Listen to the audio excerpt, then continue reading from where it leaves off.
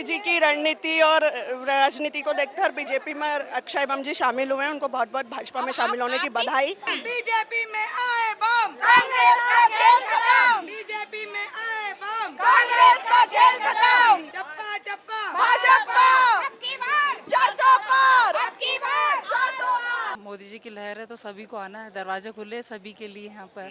बनने का मोदी जी की रणनीति और राजनीति को देखकर बीजेपी में अक्षय बम जी शामिल हुए हैं। उनको बहुत बहुत भाजपा में शामिल होने की बधाई। भाई आप भी खाए, आप भी नहीं खाता। उनको भाजपा में शामिल होने की बहुत बहुत बधाइयाँ। अब की बार 400 पार। देखिए ये पार्टी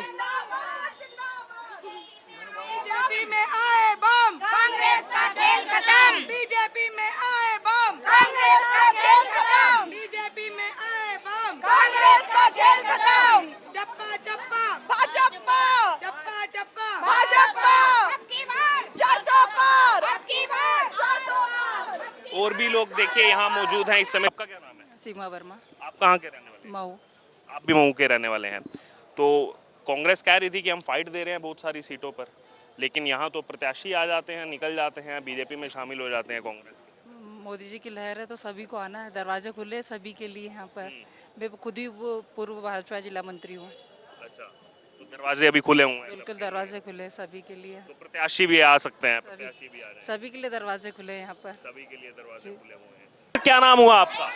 नाम नाम बॉबी भाटिया।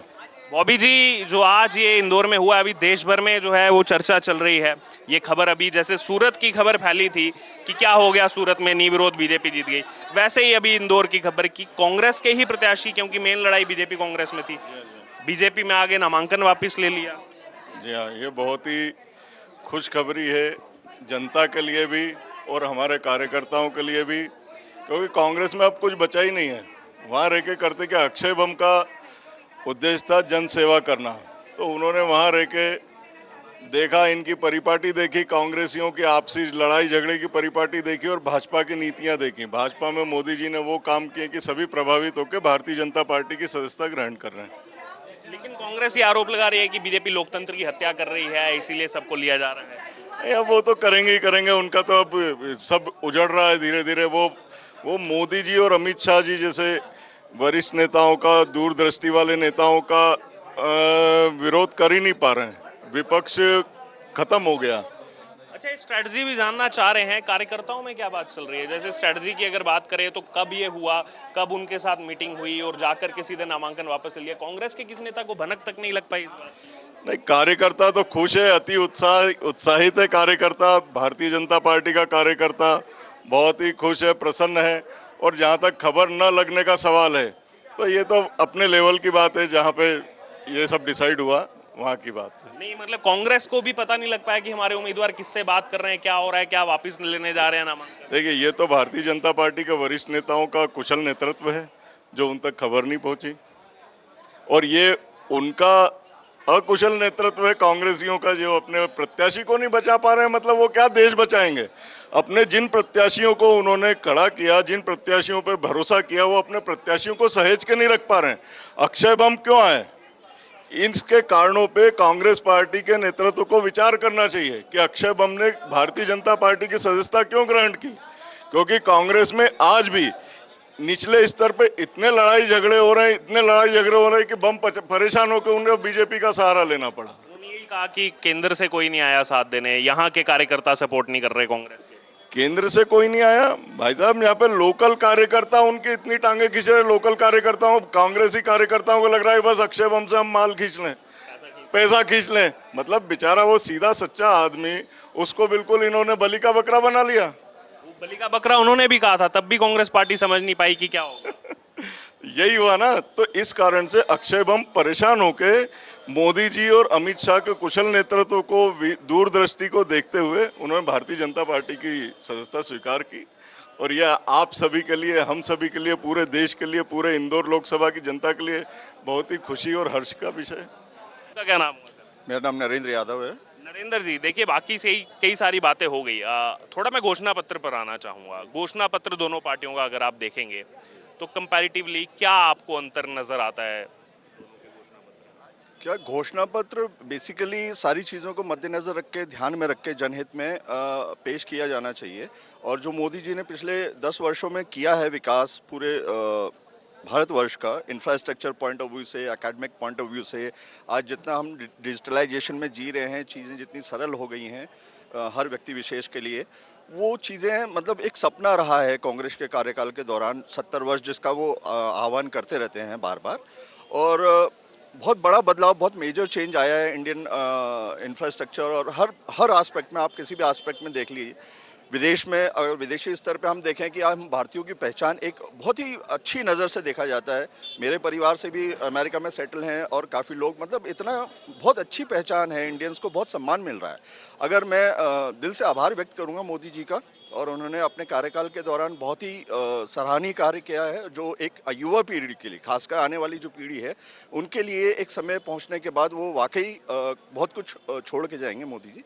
और बताया आपके परिवार के सदस्य अमेरिका में हैं, अभी कुछ चर्चा बहुत दिनों से चल रही है। सैम पित्रोदा ओवरसीज कांग्रेस के अध्यक्ष हैं, अधिकतर अमेरिका में ही होते हैं और राजीव गांधी के सलाहकार रहे हैं, इंदिरा गांधी के भी, राहुल गांधी के मेंटोर बताए जाते हैं।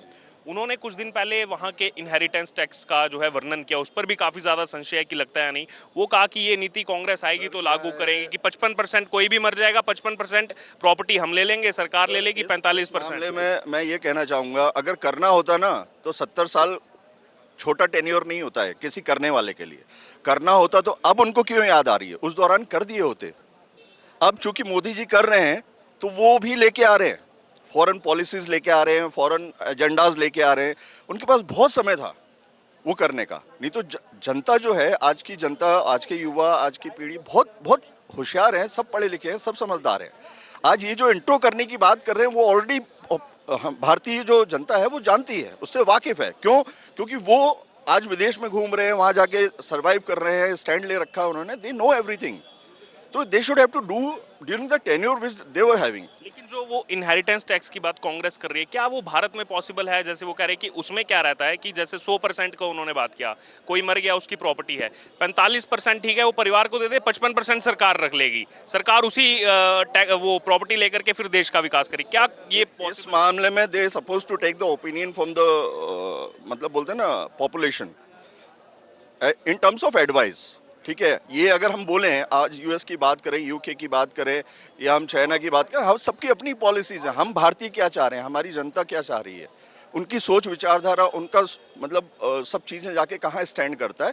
दे suppose to think like that. ऐसे तो प्रपोजल सर 1000 दे दें, लेकिन वो कितने सक्सेस होंगे आज या आगे आने वाले समय में, वो डिपेंड करता है। आज मोदी जी ने हर जगह राय ली है, मशवरा लिया है, डिस्कशन किया है, और कहीं ना कहीं वो उसके लूप होल्स में भी करेक्टिव एक्शंस लेते आए हैं, और मतलब बहुत सारी चीज़ें हैं। बड़े वादों की बात उन्होंने की, बड़े डिसीजन, उसमें जैसे वर्णन भी किया आपने मैनिफेस्टो में, UCC, one nation one election. तो क्या ये सब लग रहा है आपको, अगर सरकार बनती है बीजेपी की तो वन नेशन वन इलेक्शन, जो बीजेपी ने अपने मैनिफेस्टो में डाला है कि यूनिफॉर्म सिविल कोड लाएंगे? चीज़ों को अगर आसान और सरल करना है तो उसके लिए सेंट्रलाइज होना बहुत ज़रूरी है, मैं इतना जानता हूँ। और अगर मोदी जी अगर ये बातें कर रहे हैं तो सेंट्रलाइज जब चीज़ें होंगी तो ऑब्वियसली जो भी एक्टिविटी होंगी, जो भी डिसीजन होंगे, जो भी इम्प्लीमेंटेशन होंगे, जो भी करेक्टिव एक्शंस होंगे, वो मैनेज करना बहुत ईजी हो जाएगा। तो एक तरह से मैं मानता हूँ व्यक्तिगत तौर पर ये बहुत सही फैसला है। और एक आखिरी कमेंट मैनिफेस्टो से ही, एक सूर्य घर योजना की काफ़ी ज़्यादा चर्चा बीजेपी इस समय कर रही है, और अभी हाल ही में लाई गई थी घर के ऊपर सोलर पैनल लगाने की, उसमें से 300 यूनिट मुफ्त परिवारों को मिलेगा, और अगर एक्स्ट्रा हो जाता है तो आप विभाग को बेच दो। उसकी बात बीजेपी काफ़ी ज़्यादा अपने मैनिफेस्टो में कर रही है कि हमारा ये मॉडल है कि लोग बिजली बनाएं सोलर पैनल से और वही बिजली विभाग को बेचें। उस पर आत्मनिर्भर की बात जो बीजेपी कर रही है। सर, ये आत्मनिर्भरता नहीं है बेसिकली। आज देख रहे होंगे, मैंने भी जब इंजीनियरिंग किया था उसके बाद से लेके आज तक मैं देख रहा हूँ क्लाइमेटिकल टेम्परेचर काफ़ी बदला है, और ये जो उनका प्लानिंग है मतलब एनर्जी, चाहे वो सोलर हो या ईवी हो या जो भी चीज़ें हैं, ये कहीं ना कहीं पॉल्यूशन को कंट्रोल करेंगी। और अगर दूसरे एस्पेक्ट में अगर बोलूँ, एनर्जी को यूज़ करके, क्योंकि इनका जो ऑब्वियसली कॉस्टिंग कम आएगी तो कहीं ना कहीं इसका हित आम जनता को मिलेगा। जैसे एमपी में भी मैं बहुत उनकी तारीफ़ करना चाहूँगा। मेरे नॉलेज में आया है कि अडानी साहब यहाँ पे अडानी एनर्जी लिमिटेड बहुत बड़ा प्रोजेक्ट रीवा सतना बेल्ट में इंट्रो करने जा रही है। बहुत जल्दी 1-1.5 साल में शायद आप लोगों को उसका वो होगा। तो कहीं ना कहीं एनर्जी से आज अगर मैं अपने व्यक्तिगत बात करूँ, मैं अपने घर पर सोलर पैनल लगवाता हूँ तो ऑब्वियसली आज थर्मल पावर प्लांट है, वहाँ कोल है, चाहे वो एंथ्रासाइट हो, बिटुमिनस कोल हो, वो सब कंज्यूम हो रहे हैं। उससे जो निकल रही है ऐश है, उसके डिस्पोजल के लिए एसी ब्लॉक मोदी जी ने इंट्रो किया है, रोडें बन रही हैं, घर बन रहे हैं, आजकल हाई राइज मल्टीज बन रही हैं। तो ये सब चीज़ें हैं, एक तरफ पॉल्यूशन कम हो रहा है और दूसरी तरफ जो हमारे पास नेचुरल एनर्जीज हैं उनका यूज़ करके और कहीं ना कहीं जनता को उसका बेनिफिट दिला रहे हैं। और इन टर्म्स ऑफ कॉस्ट मैं मानता हूं ऐसा कि ऑब्वियसली नेचुरल एनर्जी, उसमें गवर्नमेंट का पैसा नहीं लग रहा है, तो उसका सोर्स क्रिएट करके, जनरेट करके उसके जो बेनिफिट गवर्नमेंट को दे रहे हैं, वो सॉरी मतलब पब्लिक को देंगे, ठीक है, उसका कहीं ना कहीं कॉस्ट रिडक्शन तो होगा, उसका एडवांटेज या बेनिफिट आम जनता को तो मिलेगा। Thank you so much.